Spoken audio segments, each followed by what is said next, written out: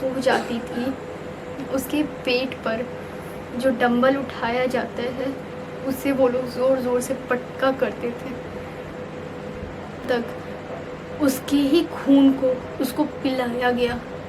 44 दिन तक उसके साथ वो सब हुआ जो एक जानवर के साथ भी कोई इंसान नहीं करता है।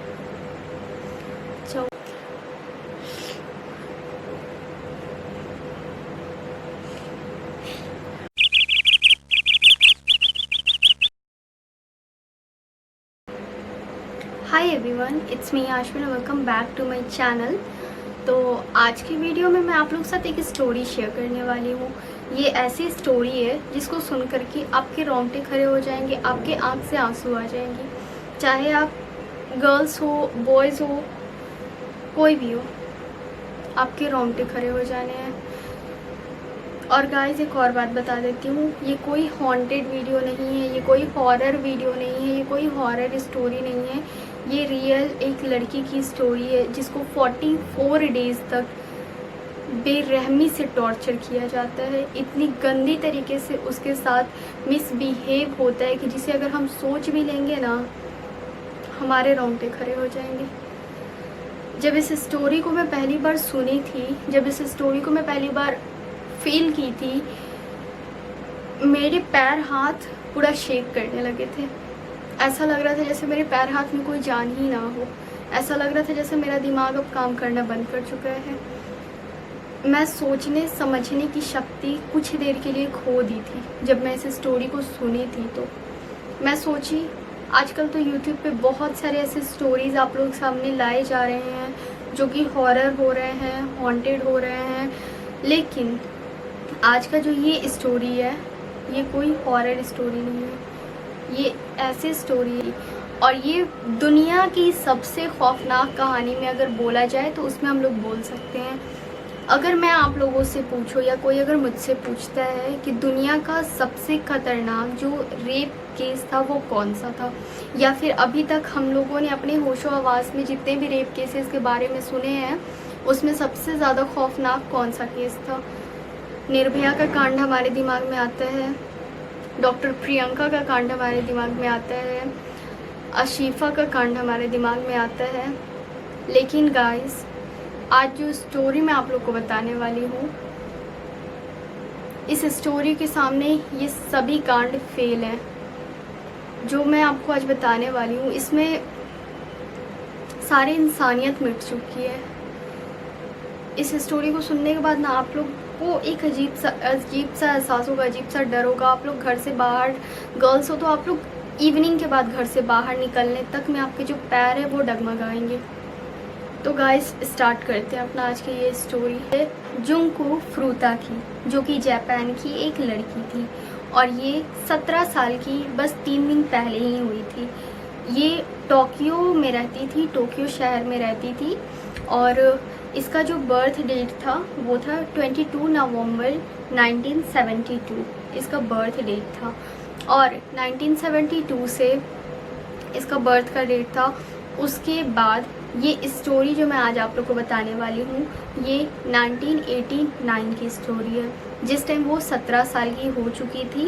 25 नवंबर 1989, बस 3 दिन पहले ही उसने अपना 17वां बर्थडे सेलिब्रेट किया था। उसके 3 दिन के बाद उसके साथ खौफनाक कहानी शुरू होती है। ऐसा नहीं है कि एक दिन का ही सिर्फ ये कहानी था और एक दिन में ही ख़त्म हो जाता है, ऐसा बिल्कुल भी नहीं था गाइस।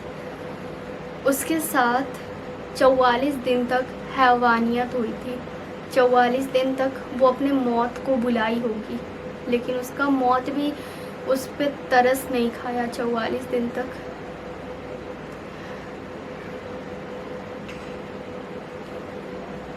वो जो थी जुंको फ्रूता, वो पढ़ने लिखने में बहुत ही ज़्यादा इंटेलिजेंट थी, अपने घर के काम में भी अच्छी थी, उसके साथ साथ अपने कॉलेज में भी पढ़ाई में बहुत ज़्यादा तेज़ थी। जिस कॉलेज में वो पढ़ती थी उस कॉलेज में उसका बहुत ज़्यादा नाम था क्योंकि वो पढ़ाई में बहुत ज़्यादा तेज़ थी। उसके साथ साथ उसी साल 1989 में ही उसने स्कूल के बाद पार्ट टाइम जॉब स्टार्ट किया था, जो कि एक इलेक्ट्रॉनिक का शॉप था जहाँ वो जॉब स्टार्ट की थी, जहाँ वो जॉब करती थी। अपने घर से साइकिल से स्कूल जाती थी, साइकिल से अपने शॉप पे जाती थी, फिर साइकिल से अपने घर वापस आती थी।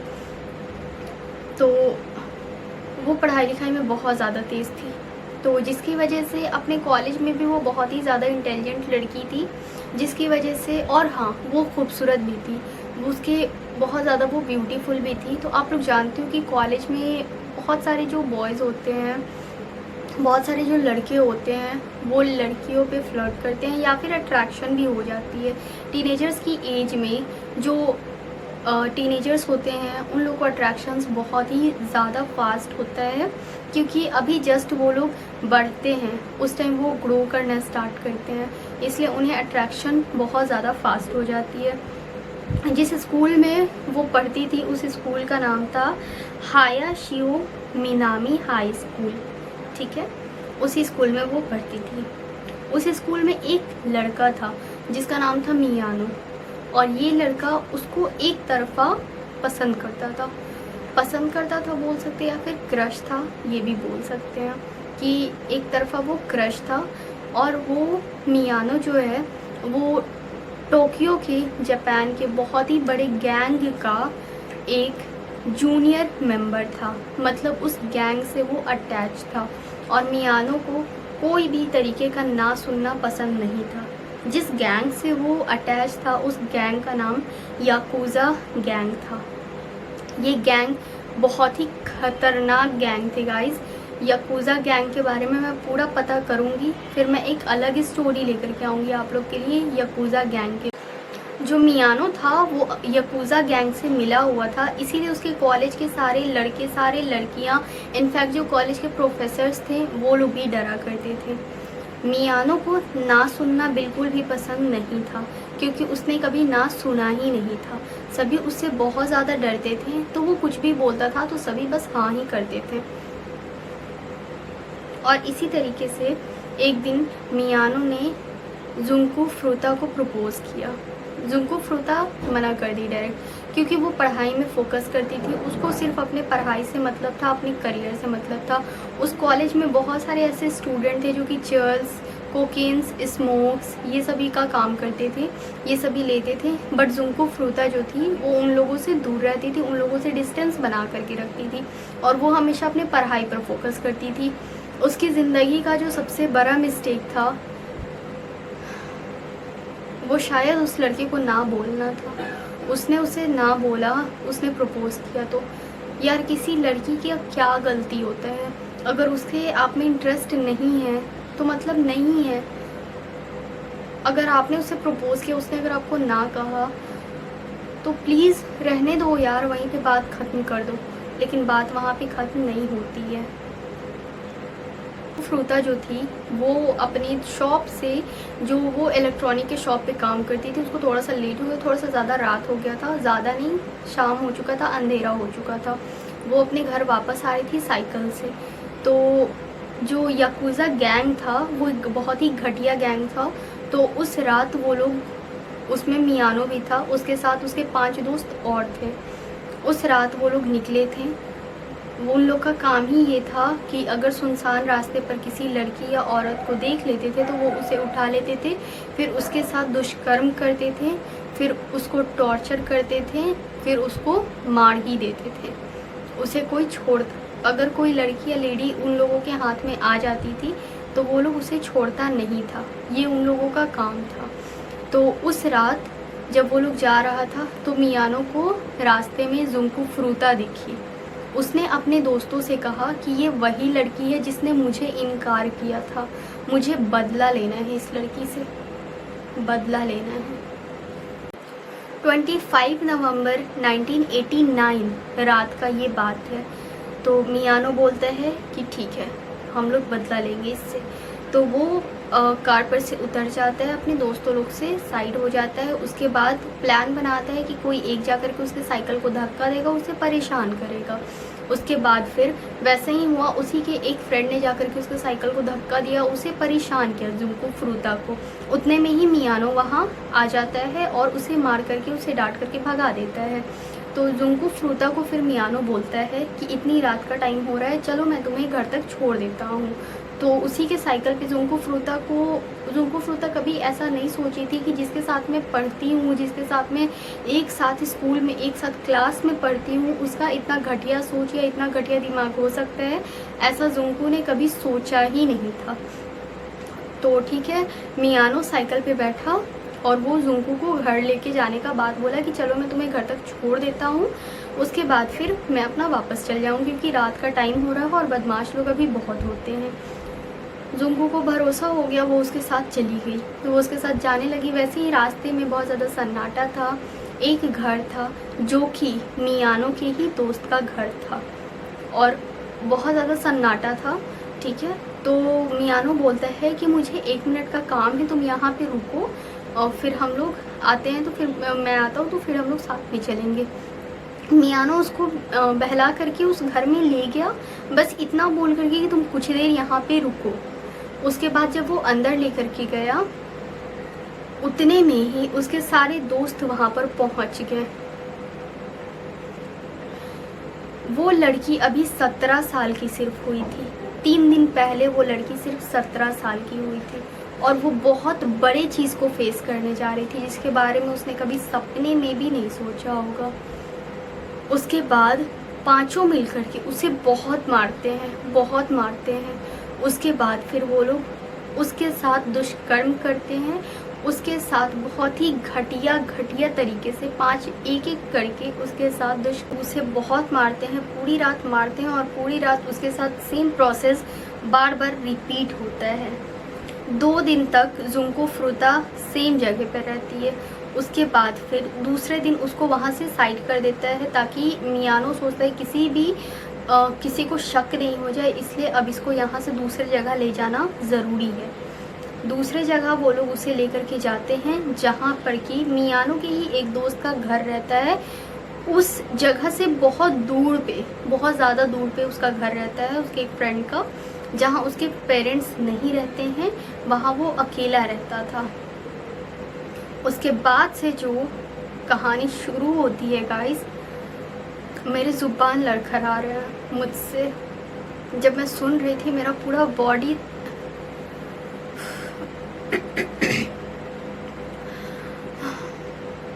फिर उसे वो लोग अपने फ्रेंड के घर पे ट्रांसफ़र करते हैं।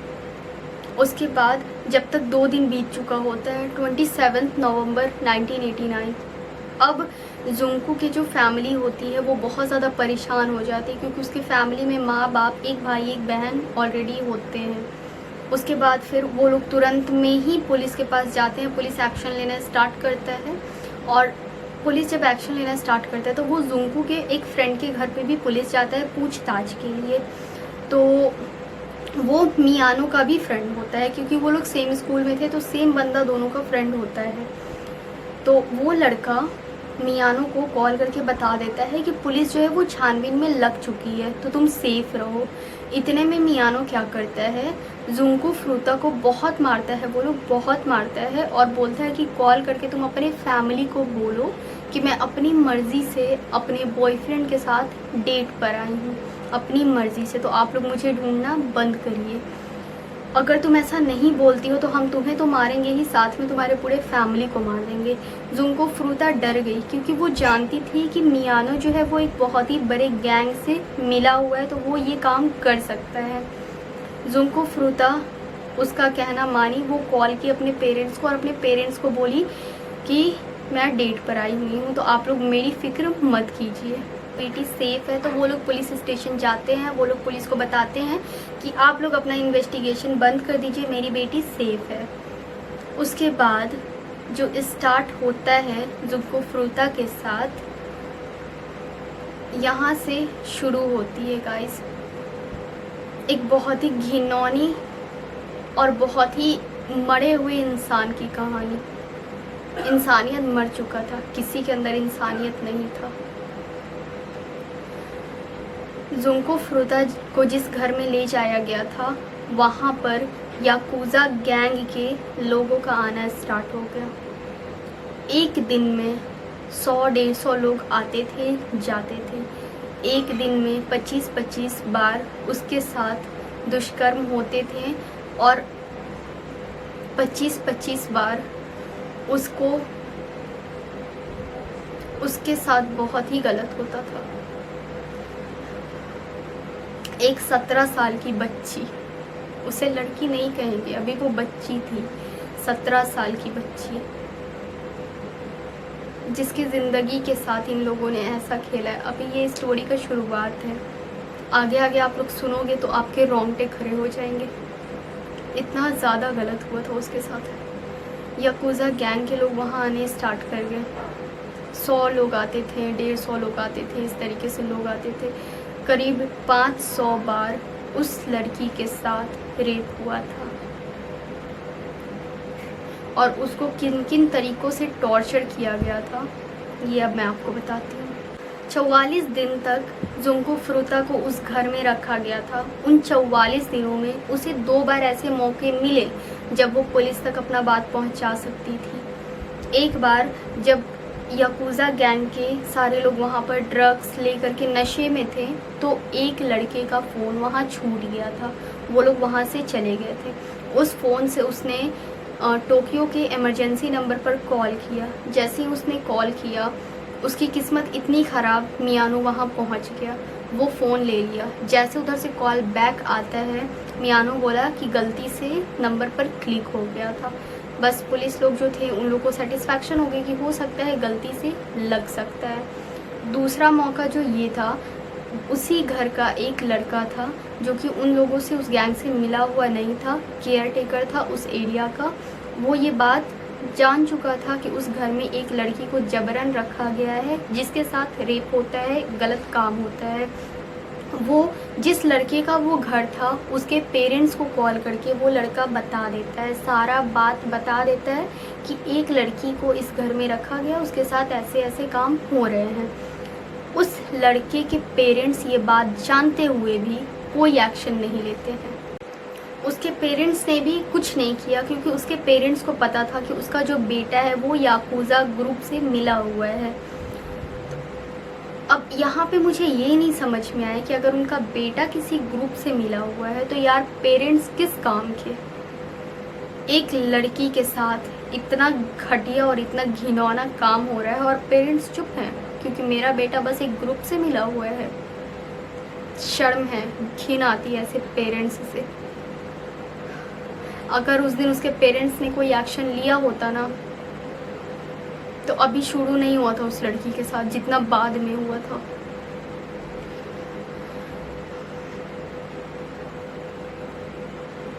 उसके बाद फिर दोबारा फिर से जुंको फ्रुता को चांस मिलता है कॉल करने का इमरजेंसी नंबर पे। वो फिर से इमरजेंसी नंबर पे कॉल करती है, दोबारा फिर कॉल बैक आता है, फिर से वो पकड़ी जाती है, दोबारा फिर से सेम डायलॉग बोल करके कॉल कट कर दिया जाता है। उसके बाद फिर पुलिस लोकेशन मिलाती है, लोकेशन दोनों बार कॉल का मैच कर जाता है तो पुलिस के भी कान खड़े हो गए कि नहीं, ऐसा बार बार तो नहीं होता है। वो लोग वहाँ से निकले और उस घर में गए इन्वेस्टिगेशन के लिए।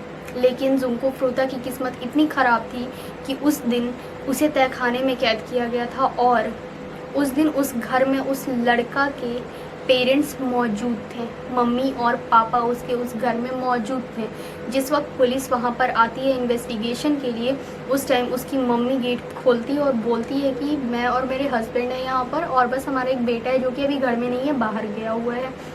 पुलिस दरवाजे तक आकर के दस्तक दे करके चली जाती है। अगर वो घर में घुस करके इन्वेस्टिगेशन करता, अगर उसे जुंको फ्रुता मिल जाती तो ये जो क्राइम हुआ था एटलीस्ट इतना ज़्यादा दुष्कर्म इसके साथ नहीं होता जितना बाद में हुआ था। बहुत बार जुंको फ्रुता के चीखने की, चिल्लाने की आवाज़ जो थी वो घर के बाहर जाया करती थी। बहुत लोगों ने कंप्लेन किया, 1-2 आदमी ने जाकर के कंप्लेन किया, लेकिन पुलिस ने अब अनसुना कर दिया। पुलिस ने कहा कि 2 बार वहाँ से कॉल आया था, हम लोग गए वहाँ पर, लेकिन हमें कुछ भी नहीं मिला, तो ये आप लोगों का ही कोई वहम होगा। ये बात बोल करके पुलिस ने भी इस चीज़ को निगलेक्ट कर दिया क्योंकि कोई 1 बार देखेगा, 2 बार देखेगा, लेकिन बार बार कोई नहीं देखता है।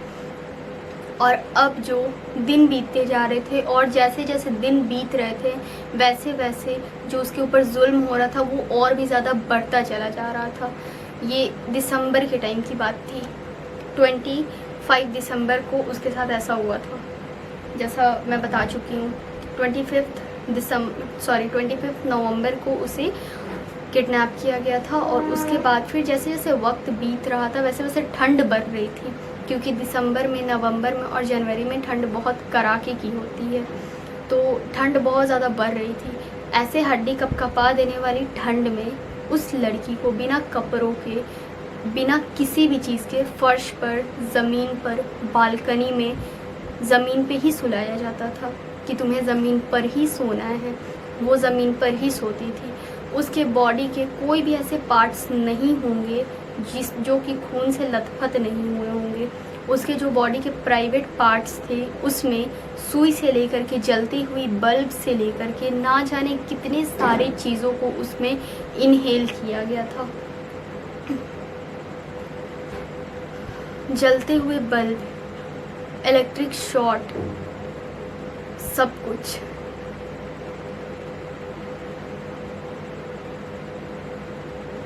उसकी जो एक साइड के ब्रेस्ट थे उसे उन लोगों ने काट दिया था। सीलिंग पर जिसमें पंखा लटकाया जाता है उसमें उसे लटका करके पंचिंग बैग के जैसा उसको सब मारते थे। याकुजा गैंग के लोग आते थे, वो लोग इसी तरीके से उसके साथ खेलते थे।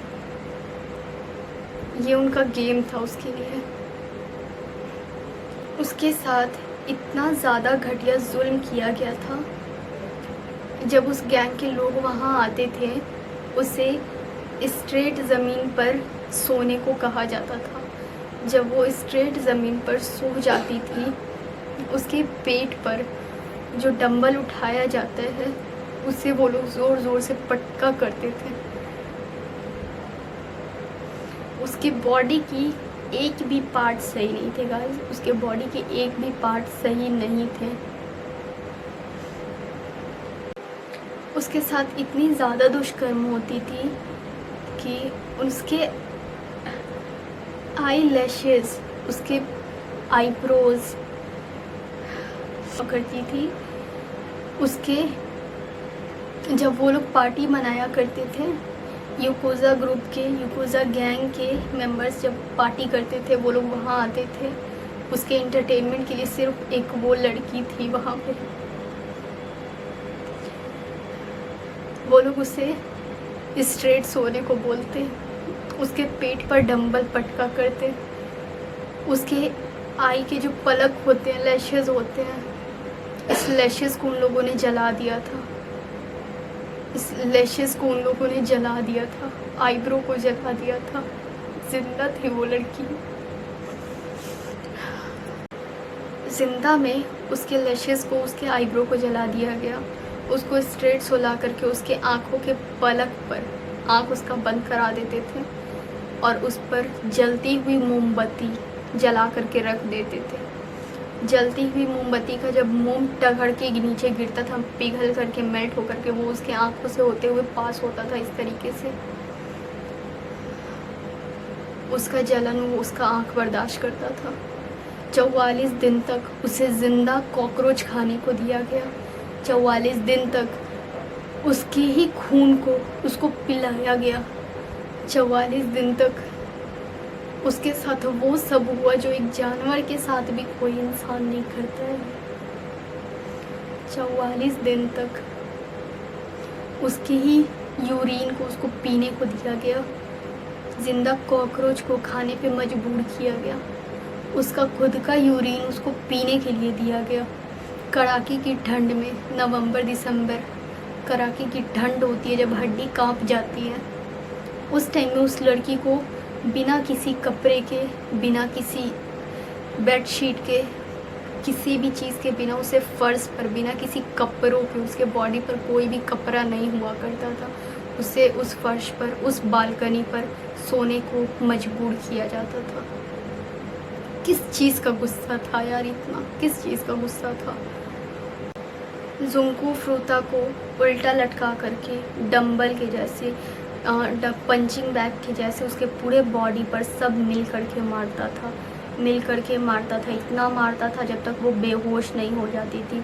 वो बेहोश हुआ करती थी। दिन भर में 5-6 बार वो बेहोश होती थी, फिर वो होश में आती थी, फिर उसके साथ वही काम शुरू किया जाता था। उस वो मौत का इंतज़ार कर रही थी, मगर मौत भी उसे नहीं आ रहा था 44 दिन तक। और जब उसके बॉडी के ब्लड को निकाल करके उसके नाक में उसी ब्लड को डाल दिया जाता था। और आप लोग जानते हो कि ब्लड जब बॉडी से निकलता है तो वो जमना स्टार्ट करता है, ब्लड फ्रीज़ हो जाता है। उसके नाक में जाते के साथ ब्लड फ्रीज़ हो जाया करता था। वो अपने नाक से सांस नहीं ले पाती थी, उसको मुंह खोल करके सांस लेना पड़ता था। उसके बाद फिर उन लोगों का जो दुष्कर्म था वो और भी ज़्यादा हो गया था। उस लड़की ने आखिर क्या बिगाड़ा था जो इतनी बड़ी सज़ा उसे दी गई। वो मेंटल हो गई थी गाइस, उसका दिमाग काम करना बंद कर दिया था। बाद में उसको समझ में ही नहीं आता था कि उसके साथ हो क्या रहा है, कौन आ रहे हैं, कौन जा रहे हैं, उसके साथ क्या हो रहा है, क्या कर रहे हैं, ये क्या होता है, क्यों होता है, ये सब कुछ नहीं उसे पता था। बाद में उसका दिमाग पूरी तरीके से, वो लड़की मेंटल हो गई थी। इतनी गंदी तरीके से उसे टॉर्चर किया गया था। जलता हुआ आग, जलता हुआ मोमबत्ती उसके बदन पर फेंका जाता था, जलता हुआ आग फेंका जाता था। उसके बदन का कोई भी हिस्सा ऐसा नहीं था जो कि सेफ हो, जो कि खून से लहूलुहान नहीं हुआ हो। एक ब्रेस्ट उसका काट दिया था उन लोगों ने, उसके पेट को काटा करते थे, उसके हाथ को काटा करते थे। जब जो मन आता था वो उसके साथ किया करते थे। इनफैक्ट उसके प्राइवेट पार्ट्स में एक सुई से लेकर के एक जलती हुई बल्ब तक उन लोगों ने घुसाया था।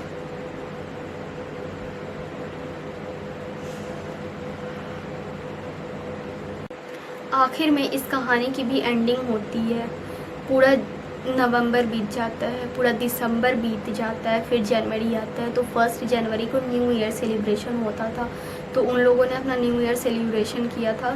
4 जनवरी को उन लोगों ने जुंको फ्रूता को एक ऑफ़र दिया कि हम लोग एक गेम खेलेंगे तुम्हारे साथ, अगर तुम उस गेम में जीत जाती हो तो हम लोग तुम्हें आज़ाद कर देंगे, हम लोग तुम्हें छोड़ देंगे जहाँ से तुम्हें ले करके आए थे। जुंको फ्रूता को उस टाइम थोड़ा बहुत होश था कि उसे पता है कि वो लोग क्या बोल रहे हैं। इत्तेफाक से वो टोक्यो का, वो जापान का कोई गेम था, वो गेम खेला गया। इत्तेफाक से जुंको फ्रूता उस गेम में जीत गई। उसका जीतना भी उसके ऊपर भारी पड़ रहा था। ये इतने हरामी इंसान होते हैं, इतने सूअर के पिल्ले होते हैं ये लोग, इतने घटिया और इतने वाहियात किस्म के इंसान होते हैं। इन लोगों को इसमें भी चैन नहीं था। वो बंदी जीती, उसमें भी चैन नहीं था। जब जुंको फ्रूता जीती तो मियानो को बहुत गुस्सा आया। मियानो बोला, इतनी आसानी से तो मैं तुम्हें नहीं छोड़ूंगा। 44 दिन उस लड़की के साथ इतनी घटिया टॉर्चर करने के बाद भी उस लड़के ने बोला, इतनी आसानी से मैं तुम्हें नहीं छोड़ूंगा। उसके साथ बाकी क्या था?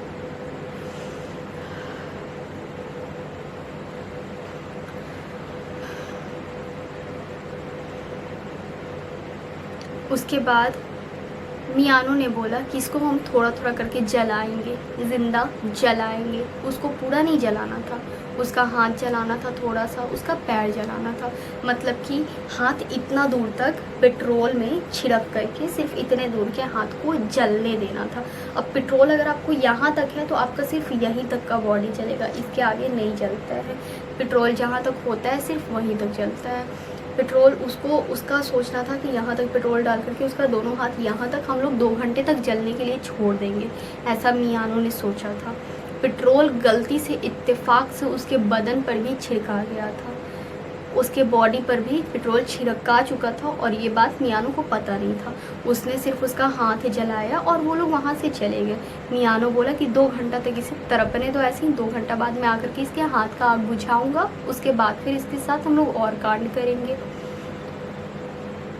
जुंको फ्रूता की किस्मत अच्छी बोलूँगी मैं, जो वो मर गई वहाँ पे। 44 दिन के टॉर्चर के बाद उस लड़की ने वहाँ दम तोड़ दिया। जिस लड़की ने तो 44 दिन तक इतने घटिया घटिया जुल्म सहे, आखिर में उसका अंत हुआ।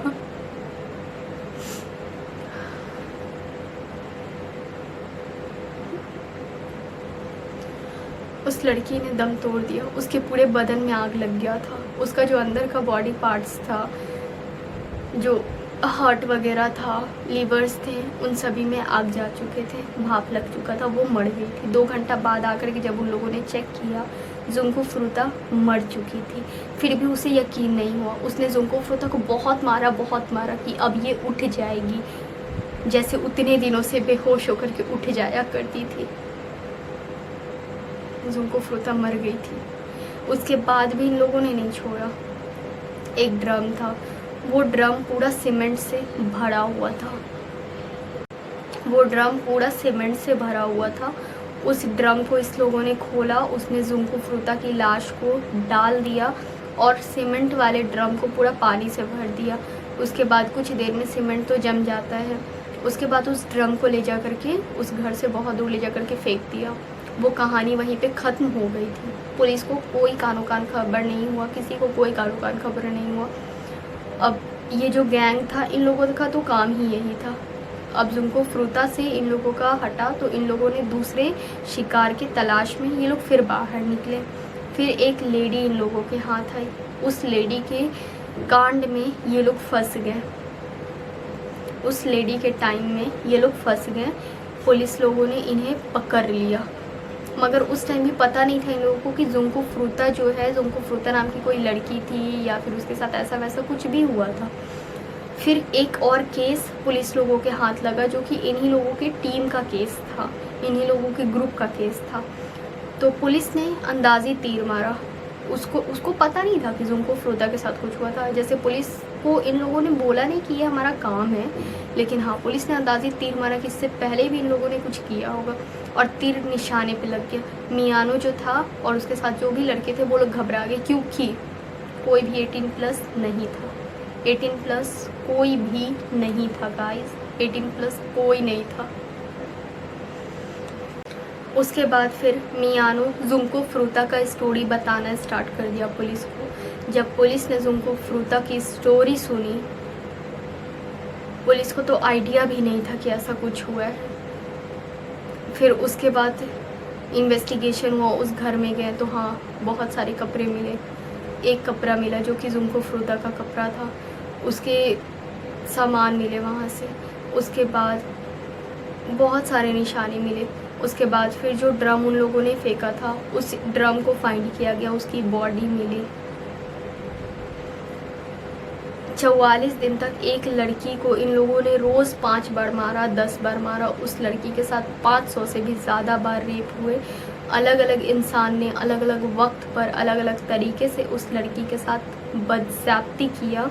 उसके बाद भी इन लोगों को मौत की सज़ा नहीं हुई गाइस, मौत की सज़ा इन लोगों को नहीं हुई। क्यों नहीं हुई? क्योंकि ये लोग 18+ नहीं थे। ये कानून है हमारा, शुरू से अभी तक ये कानून है कि 18+ जो नहीं है, कुछ भी कर लो भाई, तुम तो 18+ नहीं हो ना। साले जब 44 दिन तक इतने घटिया काम कर सकते थे तो उन लोगों को मारा नहीं जा सकता था उसी टाइम? वैसे ही हैंग करके, जैसे हैंग करके उस लड़की को पंचिंग बैग के जैसा यूज़ किया, वैसे ही लेटा करके जिस तरीके से उसके पेट पर डंबल्स फेंके गए, वैसे ही जला करके जैसे उसे हर दिन जलाया गया। इन लोगों को नहीं मारा जा सकता था? वो भी तो 18+ नहीं थी, फिर भी तो उसके साथ गलत किया। ये लोग भी 18+ नहीं थे, इसके साथ भी होना चाहिए था, लेकिन नहीं। उन लोगों को कुछ दिन की बस सज़ा हुई, जिसमें से कि जो 4 थे उनको 7 साल की सज़ा हुई, और जो एक था उसको 17 साल की सज़ा हुई, जो कि 18+ था। एक इंसान, उसको 17 साल की सज़ा हुई, बाकी सबको 7 साल का सज़ा हुआ। उसके बाद भी बहुत बार कोर्ट में प्रेशर मारा जाता है। हाँ, और एक चीज़, उन लोगों के नाम को नहीं फैलाया गया। पहले उन लोगों पर केस नहीं हुआ, पहले उन लोगों पर कुछ भी नहीं हुआ, बस पुलिस को स्टोरी पता चल गई, पुलिस ने इस मैटर को दबा दिया। पुलिस ने उन लोगों को, उस टाइम कोई केस नहीं हुआ था उन लोगों के ऊपर, उन लोगों पे कोई कार्रवाई नहीं हुआ, कोई भी उम्र कैद की सज़ा नहीं हुई थी। बहुत दिन के बाद एक मैगज़ीन राइटर को इस स्टोरी के बारे में पता चला। उस मैगज़ीन राइटर ने बोला कि मैं चुप नहीं रहूँगा, क्योंकि वो लड़की भी टीनेजर थी, वो भी 18+ नहीं थी और ये लोग भी 18+ नहीं है। उस मैगज़ीन राइटर ने A to Z सब कुछ जुंको फ्रूता के बारे में लिख दिया। साथ ही साथ में उन सभी लड़कों के नाम मेंशन कर दिए अपने मैगज़ीन में, जिसको कि पुलिस ने छुपा लिया था। वो लोग 18+ नहीं थे, इसलिए उन लोगों के नाम को मेंशन नहीं किया जा सकता था। उन लोगों ने मेंशन नहीं किया था, लेकिन इस राइटर ने मेंशन कर दिया। हर एक चीज़ उसने मेंशन कर दिया। उसके बाद न्यूज़ रिपोर्टर में अफरा तफरी मच गई। सब लोग उन लोगों को कुत्ते के जैसे ढूंढने लगे। उसके बाद फिर स्टार्ट हुआ उन लोगों पे इन्वेस्टिगेशन का टाइम। मगर जिस टाइम उन लोगों ने क्राइम किया था उस टाइम वो लोग 18+ नहीं थे और अभी भी 18+ नहीं थे। तो उन लोगों को यही हुआ कि फांसी नहीं दी जा सकती है, मौत नहीं दिया जा सकता है। तो उन लोगों को, जो 4 बंदे थे, उन लोगों को 7 साल की सज़ा हुई उस मैगज़ीन राइटर की वजह से। जो पुलिस थे उसने इस मैटर को दबा दिया था, उन्होंने इस मैटर को बाहर निकलने ही नहीं दिया था। लेकिन उस मैगज़ीन राइटर ने जैसे अपने मैगज़ीन में इस चीज़ को छापा, पूरे जापान में अफरा तफरी मच गई थी। वहाँ की गवर्नमेंट को भी ये बात पता नहीं था कि हमारे कंट्री में कुछ इस तरीके का मैटर भी हुआ है। जब सबको पता चला तो उन लोगों को सज़ा हुई। उस टाइम कोर्ट पर भी बहुत सारे प्रेशर्स आए।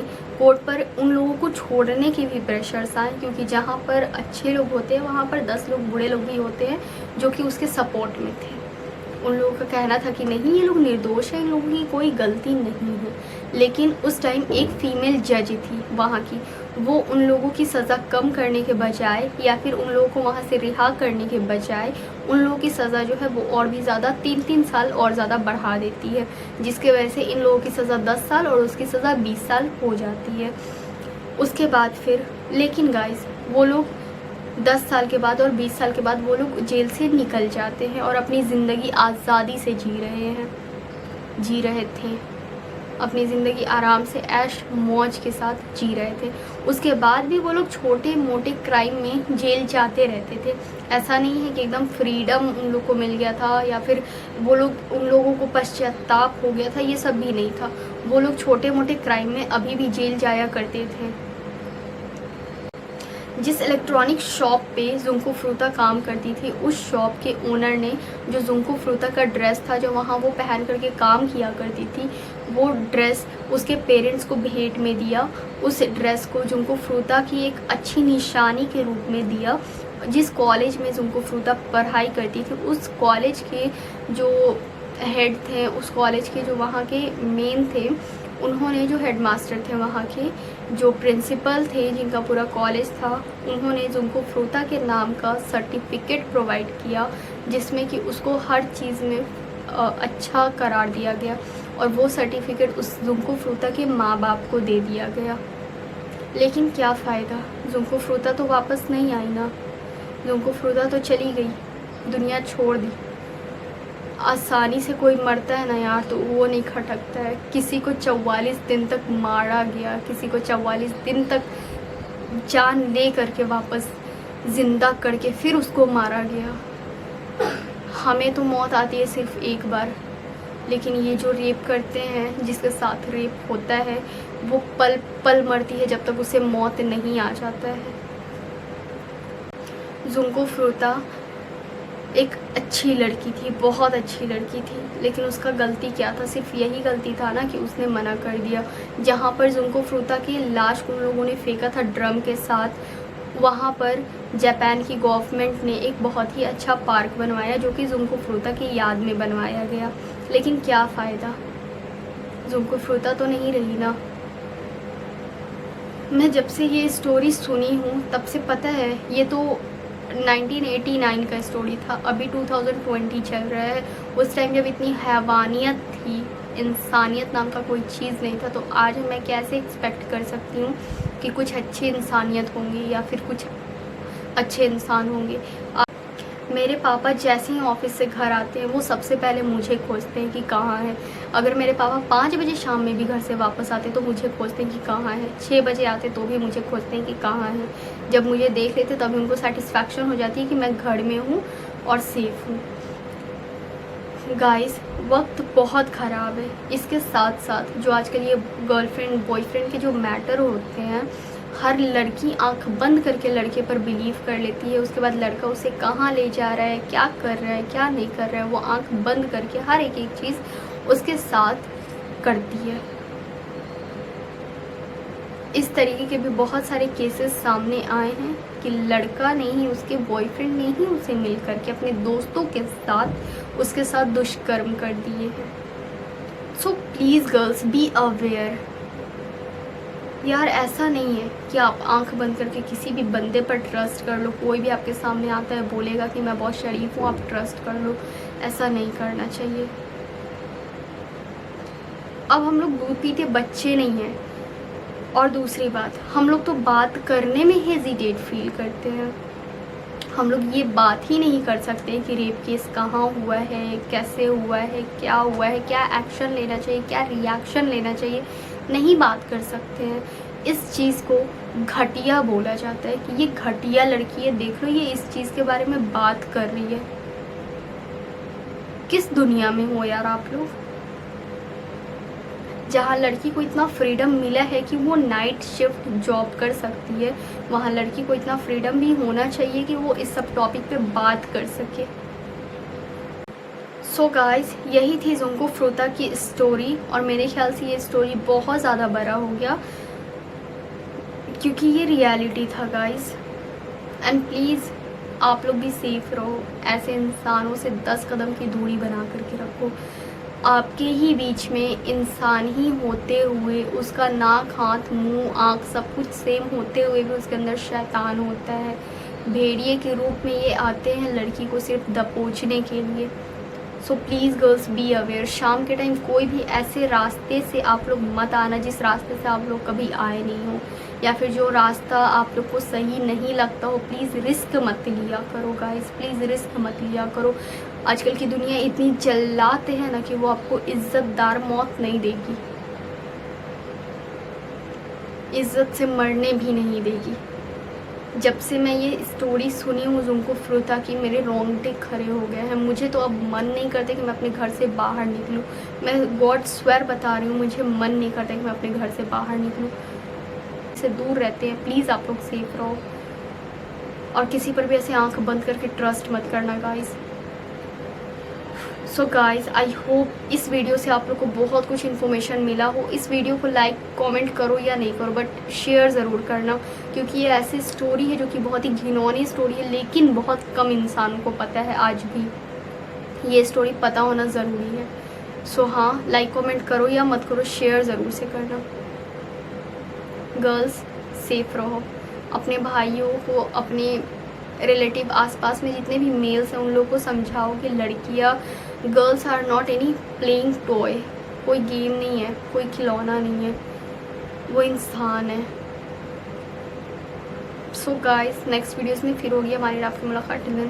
Bye bye, take care, lots of love.